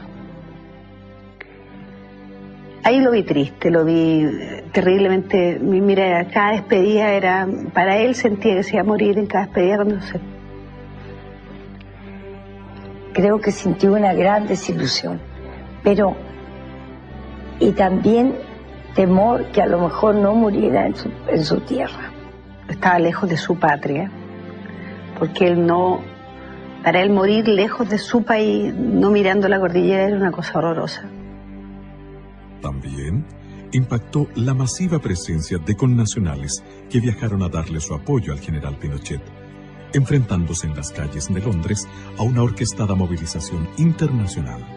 Y teníamos que demostrar que él también tenía un gran apoyo, que él era muy querido en Chile. Y la verdad que el grupo humano de gente que fue, estábamos todos muy compenetrados y muy con ganas de poder decirle a él y al mundo que efectivamente él no estaba solo. Y alguna vez lo vi comiendo una empanada chilena hecha por mí y llorando como hombre, llorando de emoción, y justamente fue para el 18 de septiembre, donde cantamos el himno nacional y todos llorábamos de emoción y de pena de lo que estaba pasando con él, que lo pasó muy mal. Y la verdad que fueron momentos súper fuertes, ¿eh? Y la gente, incluso la gente que vivía allá, los chilenos, nos miraban y no podían creer, decían cómo había gente que había venido de tan lejos a demostrar su cariño por él. Cuando yo acompañaba a mi capitán general en Londres, cuando lo fui a cocinar, lo que le dolía a él eran los traidores. Porque me decía, Coquito, los comunistas siempre me odian, tienen derecho, pero los que me cargan son los traidores. Así que usted, si alguna vez le dio la mano y él se la dio con cariño, no puede traicionarlo, porque está traicionando a su país. Y eso me duele a todos los que tenemos buena memoria. Así que, ojo, porque la cuenta se pasa. Los políticos tienen que saber a dónde van. Y espero que conduzcan bien este país, porque lo veo bastante complicado. En diciembre de 1998, desde Londres, el general Pinochet envió a los chilenos una sentida carta. A través de sus párrafos, es posible avisorar la absoluta claridad que él tenía acerca de las razones y de los gestores de su detención. Impedido de regresar a mi país y viviendo la experiencia más dura e injusta de mi vida, expresaba la carta, quiero agradecer a mis compatriotas todas las nobles muestras de cariño y apoyo que me han dado.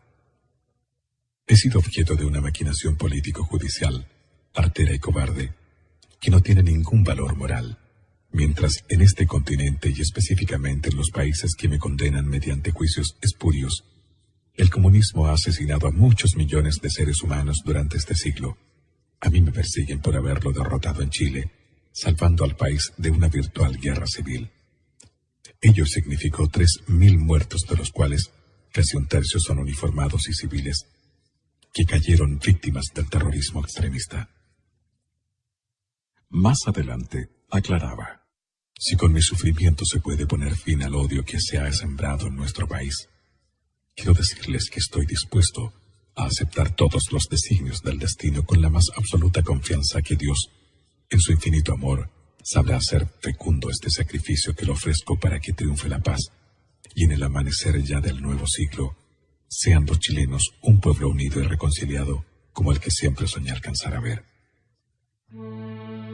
Finalmente, Inglaterra dio cuenta a tiempo que su justicia no podía ser dirigida por un juez español que estaba gastando su presupuesto y prestigio, y que ello no la llevaba a nada beneficioso. Era arbitrario, o sea, no tenían por qué tenerlo preso los ingleses. Gracias a Dios que fueron los ingleses y no los españoles. Fue una gran emoción saber que volvía, y también a la vez algo increíble, porque no podíamos creerlo después de tanta tensión, tanto momento difícil. Fue como fue el término de una pesadilla. Y ya el hecho de ver en la televisión cuando el avión despega en dirección a Chile, ya fue como, bien, era verdad, en realidad. El gobierno dispuso que el general Pinochet no fuera recibido con los honores que merecía, y que miles de adherentes esperaban que así fuera. Sin embargo, el general comandante en jefe del ejército, Ricardo Isurieta, lo recibió como correspondía. Era senador de la República, expresidente, había sido excomandante en jefe. Entonces, el hecho que estuvo tanto tiempo en Londres para nosotros era una situación que no era grata. Las imágenes de esta recepción, al ser publicadas en la mayoría de los medios de comunicación internacionales, de nuevo hicieron cavilar sobre lo que verdaderamente había sucedido en Chile. La historia de Chile no comenzó el 11 de septiembre. El 11 de septiembre es el día último en que Chile se destrozaba y se caía a pedazos. No amanecieron con ganas de tomarse el poder. Lo que hicieron fue a petición de la inmensa mayoría de chilenos, incluso de aquellos que hoy día dicen que no, incluso de aquellos que en ese momento fueron a dejar su anillito y dieron plata y hoy día dicen que no. Incluso con ellos, incluso aquellos que fueron parte del gobierno militar entre 1973 y 1975, como fue la democracia cristiana, y que no intenten decir que no, porque la historia no se puede falsear.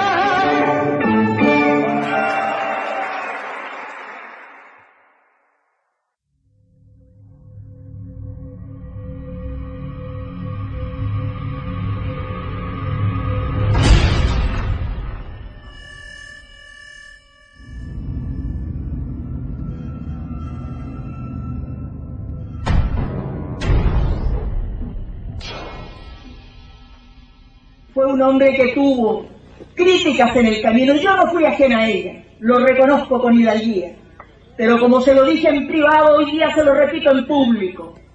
¿Cuántas de mis críticas hoy día tengo que decirle, presidente, tenía usted la razón?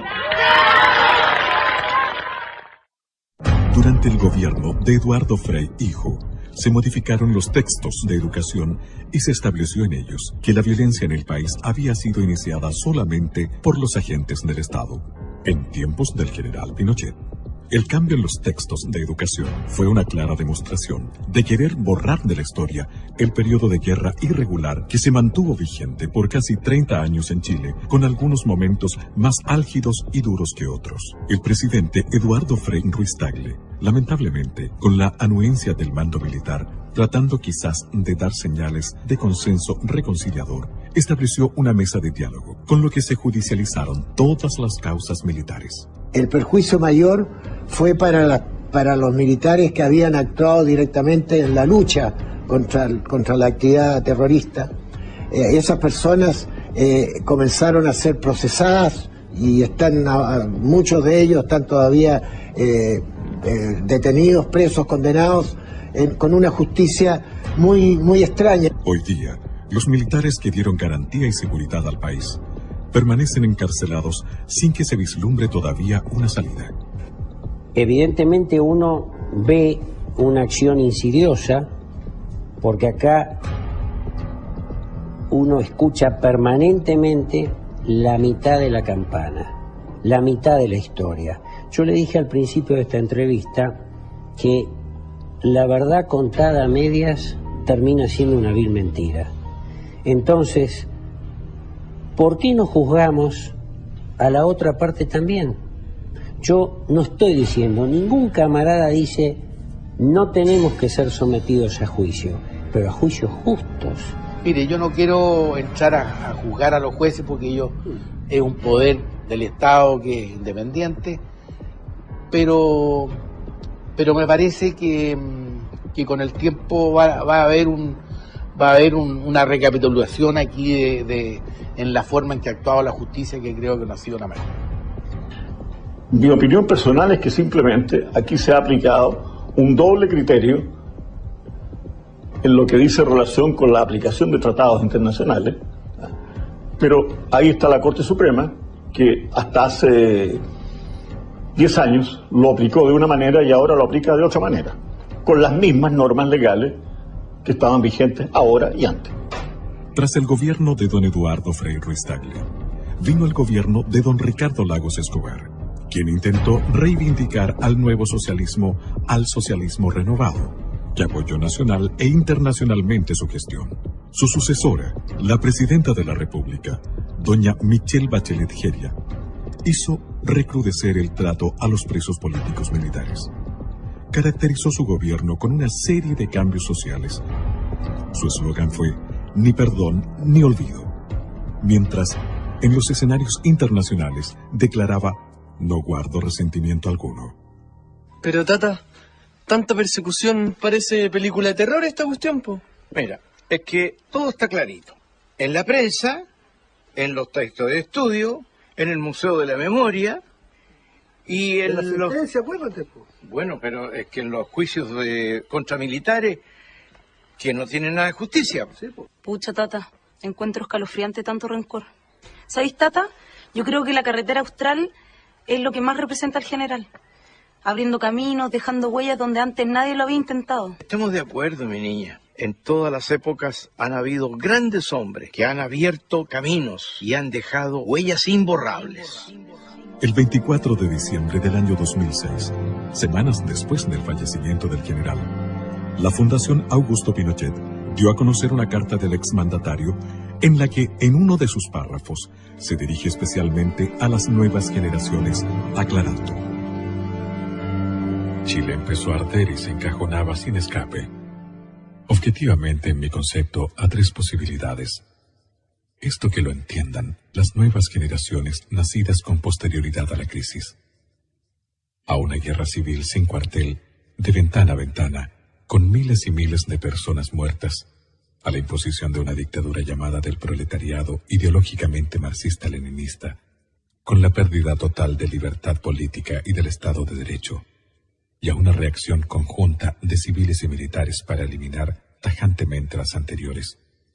Nadie discute que la inmensa mayoría de la población se inclinaba por esta última alternativa. En otro párrafo de esta carta, el general aborda de manera frontal el tema de las muertes y los desaparecidos. En muchas muertes habidas y en los desaparecidos de cuerpos, es muy posible que no se logre jamás un conocimiento acabado del cómo o por qué ocurrieron. No se puede descargar con simpleza la responsabilidad de un sinnúmero de extralimitaciones porque no hubo un plan institucional para ello. Los conflictos graves son así, fuentes de abusos y exageraciones. En los enfrentamientos habidos en la historia, el resultado en cuanto a pérdidas de vida y las deshumanizaciones son parte de su definición. Finalmente, la carta concluye con una exclamación que parece surgir desde el alma misma del general Pinochet. ¿Cómo quisiera que no hubiese sido necesaria la acción del 11 de septiembre de 1973? ¿Cómo hubiese deseado que el presidente Salvador Allende no hubiera incubado en su ideario el propósito de transformar a nuestra patria en una pieza más del tablero dictatorial marxista. Esta misiva, conocida en forma póstuma, no hace sino engrandecer la imagen de Augusto Pinochet, a juicio de algunos analistas internacionales, como lo menciona en su obra el escritor italiano Mario Spataro. El mundo, poco a poco, está comprendiendo y valorando la verdad de los hechos que acontecieron en Chile, y la imagen del general Pinochet está comenzando a tomar su real dimensión de estadista y patriota. También lo cree así Paul Johnson, destacado escritor e historiador inglés, que señala textualmente en su obra: la gente debe estar de acuerdo en diferir sobre los héroes. Yo admiro enormemente a Chile y su gente, y me preocupé cuando mi amigo Salvador Allende se hizo presidente y abrió el país a las hordas de radicales armados de todas partes del mundo. Así que aplaudí la toma del poder por parte del general Pinochet. Pero al evitar la transformación de Chile en un satélite comunista, el general se granjeó el furioso odio de la Unión Soviética. Pinochet sigue siendo un héroe para mí porque conozco los hechos. Pinochet es el hombre del destino, por su voluntad inquebrantable y por su obra gigantesca.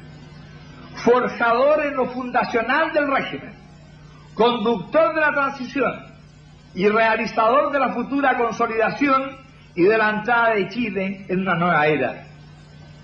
Estas no son palabras, son sentimientos profundos. Pinochet, para la mujer chilena, es signo de seguridad. Pinochet, para la juventud chilena, es símbolo de realización cierta de sus esperanzas. Pinochet, para el país entero, es el hombre símbolo de la vocación de grandeza de Chile. Pinochet es el más grande estadista de este siglo. Muchas gracias. Quizás el acto revanchista menos honorable de parte de la coalición gobernante y de su presidenta en esos momentos fue aquella orden política dada al comandante en jefe del ejército, general Óscar Izurieta Ferrer, con motivo del fallecimiento del general Pinochet, de no hacerle funerales de jefe de Estado y que no tuviera cortejo público. Sin embargo, aquel encontró la solución al hacerlo en la escuela militar. Si lo único que le falta a este país, lamentablemente, es poderse dar la mano entre todos. Por eso cuando mi papá se murió, yo me acerqué donde la señora Blandón y le di la paz. No por un gesto de aparentar políticamente nada a favor ni en contra de nadie. Simplemente porque en una misa fúnebre donde mi padre había muerto, hice lo que me enseñó él, que las rencillas y las cosas se dejan de un lado. El mundo entero observó conmovido el adiós al general, preguntándose nuevamente qué había acontecido realmente en Chile. Yo, señores, estoy en la final de la vida. Ya la vida veo que se va terminando y el camino solo se acaba. Pero siempre guardo para ustedes el cariño, el afecto, y sobre todo el amor hacia cada uno de ustedes. Les agradezco todo lo que me han invitado. No tendría palabras para decirles cuánto es mi alegría y cuánto es lo que yo recibo de ustedes. Hoy, cerca del final de mis días, quiero manifestar que no guardo rencor a nadie, que amo a mi patria por encima de todo y que asumo la responsabilidad política de todo lo que he obrado en la convicción que ello no tuvo otro norte que engrandecer a Chile y evitar su desintegración. Quiero especialmente dar un mensaje de apoyo a mis camaradas de armas, muchos de ellos privados de libertad, que sufren la persecución y la venganza de quienes desencadenaron la confrontación y la violencia, que obligó a las Fuerzas Armadas y de Orden a intervenir para superar un conflicto que parecía insalvable. Gracias a su coraje y decisión, Chile pudo transitar entre la amenaza totalitaria y la plena democracia que nosotros restablecimos y de la cual gozan todos nuestros compatriotas. Reitero lo que he dicho siempre, yo asumo la plena responsabilidad política de lo sucedido. Tengo la certeza más absoluta de que el día de mañana, cuando cesen las pasiones y los resentimientos, la historia juzgará con objetividad nuestras tareas y reconocerá que la obra realizada colocó a Chile a la cabeza de las naciones de este continente. Ruego a la Divina Providencia que seamos capaces de superar las heridas que inevitablemente dejan conmociones sociales y políticas como las que debimos enfrentar en 1973, y que se restablezca en Chile la unidad, concordia y paz social. Solo así volveremos a ser grandes y sepultaremos el odio y el revanchismo. Muchas gracias a todos ustedes por la lealtad y la gratitud que guardan para con este viejo soldado, a quien la patria lo colocó en una encrucijada histórica que logramos resolver con el apoyo y respaldo de sus camaradas de armas y del heroico pueblo chileno. ¡Viva Chile!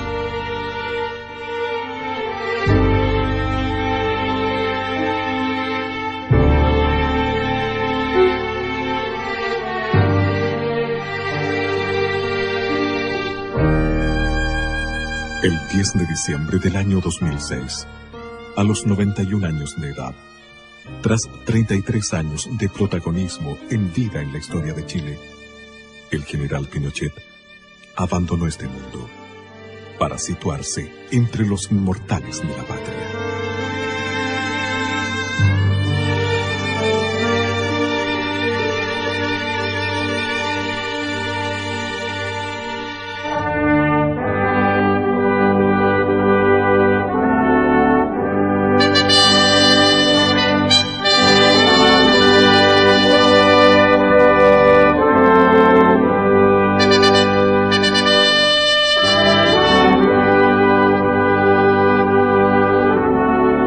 Cientos de presidentes serán olvidados. Un general Pinochet vivirá para siempre.